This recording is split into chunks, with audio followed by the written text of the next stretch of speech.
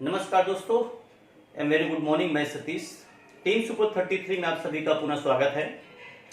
जैसा कि last videos आपने देखा होगा, मैंने ऑस्ट्रेलिया कवर किया है, उसमें से 10 से 15% पार्ट छूटा हुआ है, वो नेक्स्ट वीडियोस में मैं कवर करूंगा। आज मैं नेक्स्ट महाद्वीप, पहले मैं उन महाद्वीप को उठा रहा हूं जो कि थोड़ा आपके लिए आसान पड़ेंगे, जहां से हल्का आपको इंटरेस्ट पैदा होगा और जहां से कम पढ़ के हम नंबर श्योर पा सकते हैं। तो ऐसे महाद्वीप में आपका नाम आता है ऑस्ट्रेलिया, बहुत छोटा है। दक्षिण अमेरिका भी छोटा पड़ जाता है, उत्तरी अमेरिका भी छोटा है। सबसे ज्यादा जो आपको मेहनत करनी पड़ेगी वो यूरोप में, तो उसको बाद में हम लेंगे। पहले जो आसान है, जो आपको इजीली समझ में आ सकते हैं, हम उनको कवर करेंगे, ताकि कहीं ना कहीं मैपिंग से आप घबरा ना जाएं। यहां से आपको हल्का सा इंटरेस्ट पैदा हो जाएगा, आप मैपिंग सीख जाएंगे। तो आपको अगर ज्योग्राफी पढ़नी तो सबसे बेस्ट तरीका है मैपिंग प्रोसेस से चलिए, ज्योग्राफी आपकी बहुत स्ट्रांग हो जाएगी। इस बात के लिए तो मैं कहीं ना कहीं आपको आश्वस्त कर सकता हूं कि हाँ बिल्कुल सही है। चलिए आइए देखते हैं। दक्षिण अमेरिका, जैसा कि पता है, अगर क्षेत्रफल के अनुसार लगाया जाए तो सबसे पहला मैंने बताया था एशिया, सेकंड अफ्रीका, थर्ड उत्तरी अमेरिका एंड फोर्थ रैंकिंग आपके दक्षिण अमेरिका महाद्वीप का आता है। तो ये दक्षिण अमेरिका महाद्वीप है, जिसके पूरा फ्रेमिंग मैंने सामने बोर्ड में बना रखी है। क्या क्या क्वेश्चन बनते हैं वो देखने वाली बात है। पहला क्वेश्चन जो बनता है यहां से, पहला क्वेश्चन जो एग्जाम में आया हुआ है कि दक्षिण अमेरिका महाद्वीप का सबसे बड़ा देश कौन सा है।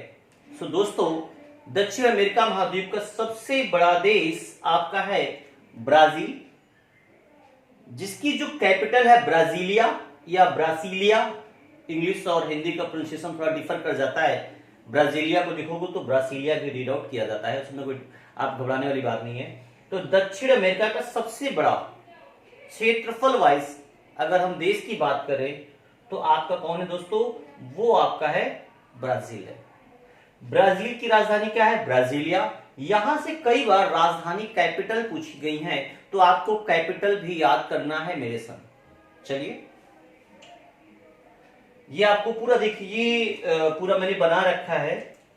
ये पूरा आपका ब्राजील, ये आपको पूरा दिख रहा होगा, ये ब्राजील गया हुआ है, ये देखिए, ये पूरा, ये इसकी सीमाएं हैं, जो कि मैक्सिमम कई देशों को टच कर रहा है, ब्राजील। नेक्स्ट, अगर मैं ब्राजील के बाद इधर से शुरू करता हूं, इस कॉर्नर से, तो इस कॉर्नर में आइए, जो कॉर्नर का देश आपका दिख रहा है इक्वाडोर। इक्वाडोर से देखिए एक रेखा जा रही है, विषुवत रेखा आपको दिख रही होगी।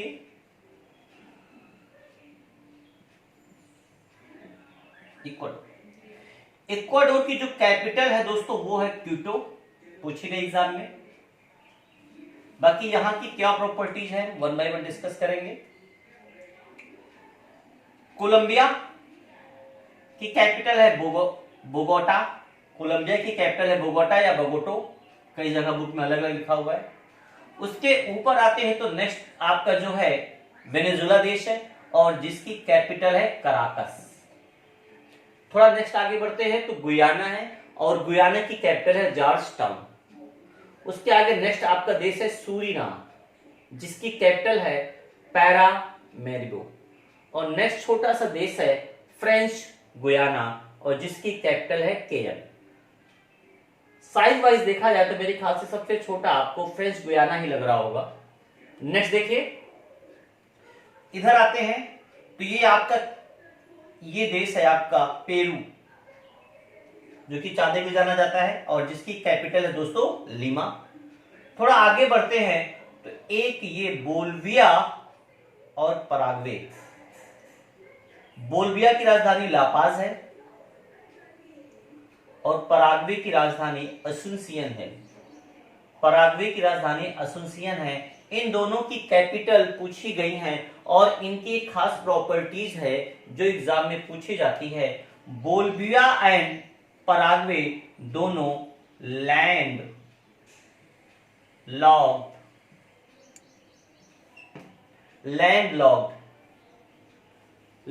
लॉक्ड कंट्रीज हैं, मींस स्थलबद्ध।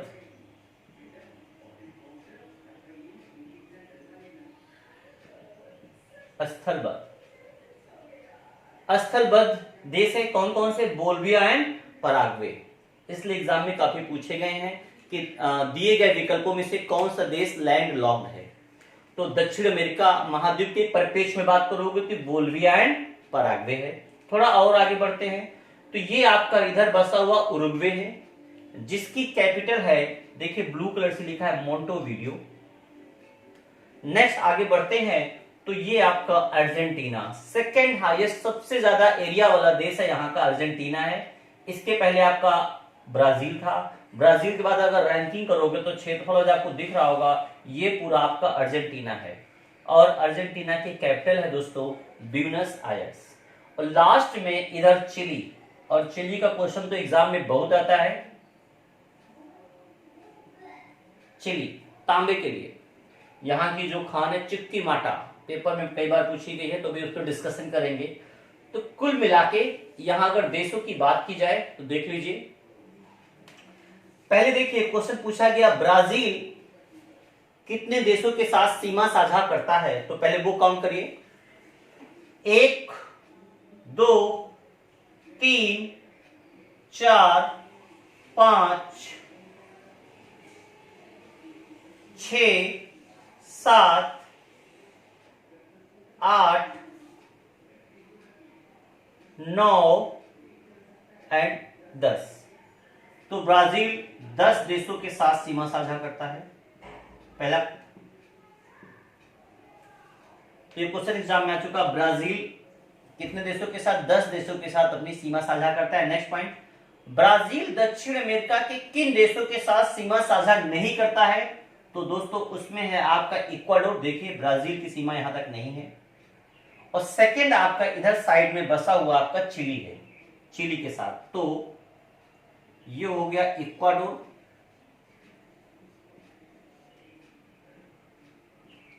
एंड नेक्स्ट हो गया चिली। तो ब्राजील 10 के साथ तो सीमा साझा कर रहा है, इक्वाडोर के साथ सीमा साझा नहीं कर रहा है। 10 2 12 तो यही होगा, एक स्वयं ब्राजील हो गया, 12 1 13। तो दक्षिण अमेरिका में अगर कुल देशों की बात की जाए तो 13 देशों के बारे में आपको अध्ययन करना है जो कि आपको एग्जाम में मिल सकते हैं। सेकंड पॉइंट जो यहां से बनता है, इसके अलावा देखिएगा नेक्स्ट क्वेश्चन एग्जाम में पूछता है, यहां पर 2 खास रेखाएं जा रही हैं, विषुवत रेखा एंड मकर रेखा। ऑस्ट्रेलिया में आपने अध्ययन किया होगा केवल मकर रेखा ही जा रही थी, विषुवत रेखा वहां पर नहीं थी। तो ये क्वेश्चन बहुत पूछता है कौन से देश से कौन सी रेखा जा रही है, किस महाद्वीप से कौन कौन सी रेखाएं जा रही हैं, कौन सा ऐसा महाद्वीप है जिससे तीनों रेखाएं जाती हैं, कर्क, मकर एंड विषुवत। तो दोस्तों वो है आपका अफ्रीका, उस पर भी डिस्कस करेंगे बहुत जल्द। यहां से आपकी 2 रेखाएं जा रही हैं, विषुवत एंड मकर। तो पूछता है विषुवत रेखा पर कौन कौन से देश हैं, मकर रेखा पे कौन कौन से देश हैं, देख लीजिए मैपिंग के माध्यम से देख लीजिए। तो मकर रेखा पे आपका इधर ये पड़ा है इक्वाडोर, सॉरी विषुवत रेखा पे, या आपकी विषुवत रेखा पे आपका ये पड़ रहा है इक्वाडोर जिसकी कैपिटल क्विटो है, पहला। दूसरा आपका कोलंबिया है, तो एक तो इक्वाडोर हो गया, दूसरा आपका कोलंबिया हो गया।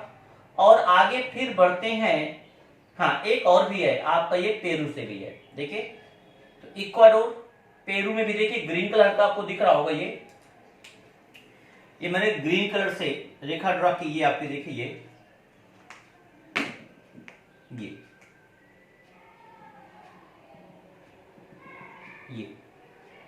ये आपकी विषुवत रेखा है। तो पहला Ecuador, second Colombia, third Peru and fourth is the Brazil.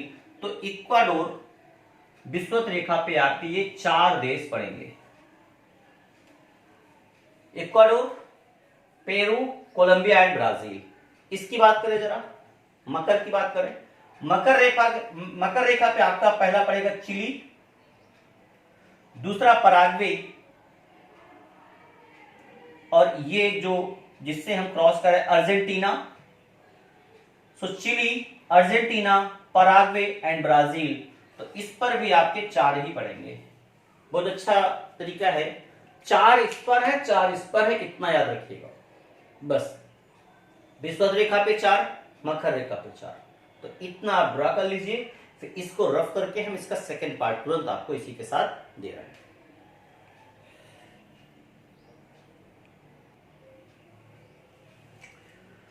तो दोस्तों देश एवं की कैपिटल आपको अच्छे तरीके से समझ में आ गई होंगी।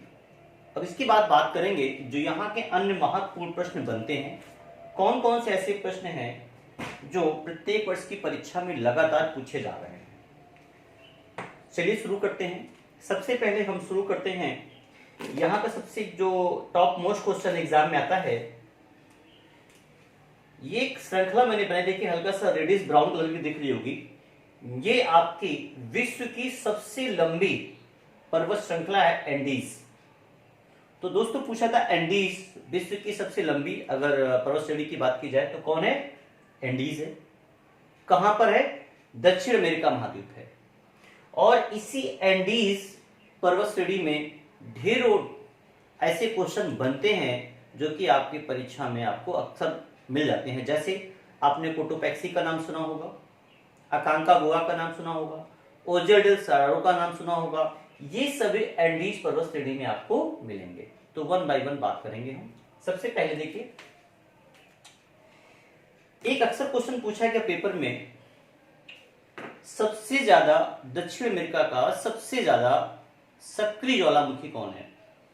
तो यहां का अगर देखा जाए सबसे ज्यादा सक्रिय ज्वालामुखी, पहले इसकी बात कर लें, ओजेल डेल सलाडो। सबसे ऊंचा और सक्रिय ज्वालामुखी आपका है ओजेल डेल सलाडो। लेकिन इसी का थोड़ा सा विरोधाभास देख लीजिएगा। सबसे ऊंचाई पर अगर मैं कह दूं तो सबसे ऊंचाई पर स्थित है कोटोपैक्सी। ओजेल डेल सलाडो ये भी दक्षिण अमेरिका की जो एंडीज पर्वत श्रृंखला है उसी पर है, और ये भी उसी पर है, कोटोपैक्सी भी उसी पर है। कोटोपैक्सी सबसे ऊंचाई पर स्थित ज्वालामुखी है, लेकिन ओजेल डेल सलाडो सबसे ऊंचा सक्रिय ज्वालामुखी है। सबसे ऊंचा समझ रहे हैं कि इसकी हाइट बेस से देखिए ज्यादा है, लेकिन ये सबसे ऊंचाई पर स्थित है कोटोपैक्सी। ये बेसिक डिफरेंस याद रखिएगा। नेक्स्ट बात करते हैं, तो ये आपके हो गए ज्वालामुखी। इसके अलावा दक्षिण अमेरिका की सबसे ऊंची चोटी की बात करोगे तो वो है अकांकागुआ। तो दक्षिण क्वेश्चन पूछा था अकांकागुआ, दक्षिण अमेरिका की सबसे ऊंची चोटी कौन सी है? तो अकांकागुआ है। यह एक प्रकार का मृत ज्वालामुखी है। ये हटाइए इसको। नेक्स्ट, आटाकामा मरुस्थल और पेंटागोनिया का मरुस्थल दोनों एग्जाम में पूछे जाते हैं। आटाकामा मरुस्थल, पेंटागोनिया। तो आटाकामा का मरुस्थल एंडीज की इसी रेंज में है। यह एक प्रकार का शुष्क मरुस्थल है, जबकि पेंटागोनिया का जो मरुस्थल है वह एक प्रकार का शीत मरुस्थल है। तो दोनों में डिफरेंस देखिएगा, एक शीत मरुस्थल है, एक शुष्क मरुस्थल है। तो आटाकामा किस श्रेणी में है? शुष्क मरुस्थल में है। कहां पर? पेरू और चिली की जो सीमा है उस पर है। मींस ये आधा पेरू में है, आधा चिली में है। तो अगर खाली पेरू दे तब भी उत्तर सही है, चिली दे तब भी सही है, और शुष्क तो है ही। और किस पर्वत श्रृंखला में है? एंडीज में है। पेंटागोनिया आपका नीचे पड़ जाएगा, क्योंकि जैसे जिससे नीचे जाएंगे नीचे का और पार्ट ठंडा होता हुआ चला जाएगा।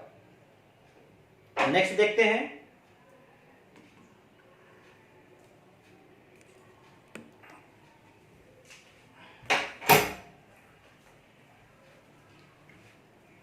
नेक्स्ट देखिए, इसकी बात करते हैं चिम्बराजो। चिम्बराजो इक्वाडोर की सबसे ऊंची चोटी है। ये एग्जाम में कई बार पूछा गया है कि इक्वाडोर की सबसे ऊंची चोटी कौन है? चिम्बराजो है। टिटिकाका विश्व की सबसे ऊंचाई पर स्थित झील कौन सी है? टिटिकाका है। यह एक प्रकार की क्रेटर झील का उदाहरण है, जो कि बोलिविया एंड पेरू की सीमा पर स्थित है। आ गया ये टिटिकाका। नेक्स्ट, इक्वाडोर हो गया और कोटोपैक्सी भी हो गया, ये हटा दीजिए आप। नेक्स्ट, बोलिविया की जो कैपिटल है लापाज, सबसे ज्यादा ऊंचाई पर स्थित कैपिटल कौन सी है? लापाज है। किसकी कैपिटल है? बोलिविया की है। नेक्स्ट बात करते हैं मराकाइबो झील, ये इंपॉर्टेंट है, कहां पर है? वेनेजुला में है। तो पूछा जाता है मराकाइबो झील कहां पर है? वेनेजुला में। किसके लिए फेमस है? पेट्रोलियम के लिए फेमस है। और नेक्स्ट यहीं पर जो आपका विश्व का सबसे ऊंचा जलप्रपात है, एंजिल जलप्रपात, सुना होगा आपने, एंजिल जलप्रपात, ये ओरोनोको नदी पर, वो भी यहीं पर है। तो विश्व का सबसे ऊंचा जलप्रपात है और एंजिल जलप्रपात कहां पर है? ओरोनिको नदी में है। नेक्स्ट, और अब बात करते हैं अपवाह तंत्र के हिसाब से विश्व की जो सबसे बड़ी नदी है जिसका जल ग्रहण क्षमता सबसे ज्यादा है, वो कौन है? अमेजन। वो भी आपकी इसी एंडीज से निकल रही है और इसका जो मुहाना है वो खास बात है विषुवत रेखा पे है।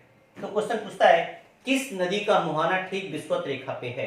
तो किसका है? अमेजन का है। और अमेजन की सहायक नदियां तीन बहुत पूछी जाती हैं, एक मदिरा और एक पुरुष। तो ये अमेजन के दाईं ओर से मिलती हैं, जबकि बाईं ओर से मिलने वाली नदियों में मुख्य नाम है जापुरा का। तो पूछा जाता है जापुरा किसकी सहायक है? अमेजन की है। मदिरा किसकी सहायक है? अमेजन की है। पुरुष किसकी सहायक है? अमेजन की है।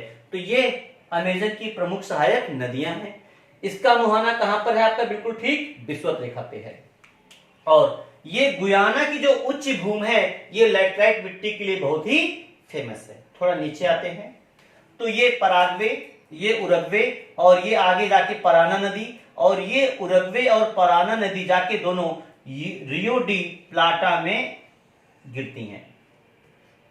कहां गिरती हैं? तो पूछा जाता है उरुग्वे और पराना नदी कहां गिरती हैं? रियो डी प्लाटा, यहां पर इस खाड़ी में गिरती हैं। नेक्स्ट, इसी प्रकार अन्य अर्जेंटीना की बात कर ले तो अर्जेंटीना को मुख्यतः किसके लिए जाना जाता है? भेड़ पालन के लिए जाना जाता है। अब इसमें कुछ अन्य क्वेश्चन है, जैसे तांबे के लिए चिली फेमस है। तो तांबे के लिए जैसे चिक्की माटा पूछा गया पेपर में कई बार, चिक्की माटा किस मेटल्स के लिए फेमस है? तो ये यहां पे आ जाएगा आपका ये चिक्की माटा। चिक्की माटा किसके लिए? तांबा के लिए।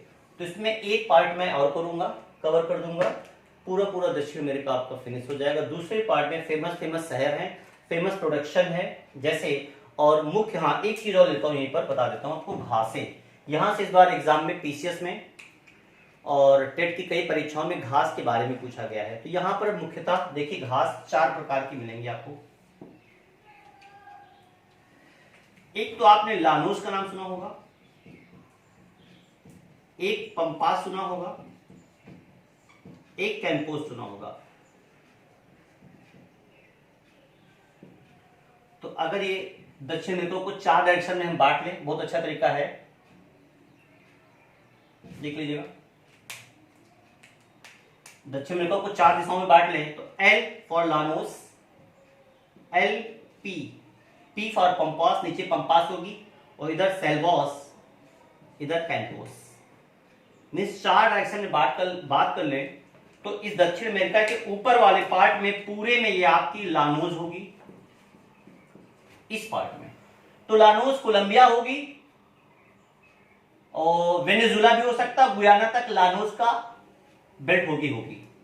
ये सेल्वोस है, सेल्वोस इस वाले पार्ट में हो जाएगी पूरी, इधर सेल्वोस आ जाएगी, और कैंपोस इधर ब्राजील वाले एरिया में पूरी आपकी कैंपोस हो जाएगी, और नीचे के पार्ट में ये पूरी पार्ट में आपकी पंपास हो जाएगी, जो कि एक प्रकार की ठंडी शीतोष्ण घास है। शीतोष्ण घास होने के कारण यहां पर गेहूं का प्रोडक्शन बहुत अच्छा होता है, इसीलिए इस क्षेत्र को ब्रेड बास्केट भी बोला जाता है, रोटी की टोकरी। तो क्वेश्चन आता है रोटी की टोकरी किस घास को बोला जाता है? तो किस घास को? पंपास। पंपास कहां मिलती है? इस वाले बेल्ट में, अर्जेंटीना वाले बेल्ट में आपको पंपास। कैसी घास है? शीतोष्ण है। जबकि लानोस ऊपर मिल रही है, विषुवत रेखा के पास मिल रही है, तो ये कैसी होगी? उष्ण होगी। तो ये क्वेश्चन एग्जाम में कई बार लगातार पूछे जा रहे हैं, लानोस, पंपास, सेल्वोस एंड कंपोस। तो इस वाले बेल्ट को आप पूरा सेल्वोस बोलते हो, जो अमेजन के आसपास ही पूरा हो रहा है यहाँ पर। और ये अमेजन के जंगल विश्व में फेमस हैं, क्योंकि विषुवत रेखा के पास ही पूरे जंगल बसे हुए, यहां पर लगातार बरसात होती है। लगातार बरसात होने के कारण जैव विविधता यहाँ पर अत्यधिक पाई जाती है। जैव विविधता में आप हर प्रकार के हजारों करोड़ों टाइप के पेड़ यहाँ पे आपको देखने को मिल जाएंगे। यहाँ पर अभी थोड़ा हाईलाइटेड था क्योंकि यहाँ के जंगलों में भी आग लग गई थी, जो कि अक्सर लगातार मीडिया में दिखा रहे हैं कि अभी तक वहाँ की इतने बड़े जंगल है कि आग लगने के बाद कई सालों तक वहाँ की आग बुझती ही नहीं है। और अमेजन के जंगलों को ही विश्व के फेफड़े भी कहते हैं, विश्व का फेफड़ा भी कहा जाता है, क्योंकि ये करीब 20 से 25% ऑक्सीजन की सप्लाई विश्व स्तर पे करते हैं। 20 से 25% ऑक्सीजन की सप्लाई अमेजन के जंगलों से होती है। अगर सोचिए यहाँ के जंगल नष्ट हो जाएं तो हमको मिलने वाली ऑक्सीजन में कितनी कटौती हो जाएगी। सो दोस्तों, आज के पार्ट में इतना ही कवर करते हैं। नेक्स्ट पार्ट में इसके आगे का वीडियो हम कवर करेंगे। जितने लोग देख रहे हैं प्लीज बेल दबाना ना भूलें, ताकि जो भी मैं वीडियोस यूट्यूब पे अपलोड करूं आपको तुरंत सूचना मिल जाए। ऐसा ना हो कि अपलोड करने के 10 दिन बाद। अगर आपको वीडियोस मेरे पसंद आ रहे हैं प्लीज लाइक करना ना भूलें, सब्सक्राइब करना, अपने दोस्तों को बताएं ताकि वो भी घर पे बैठ के तैयारी करें। Thank you. जय हिंद, जय भारत।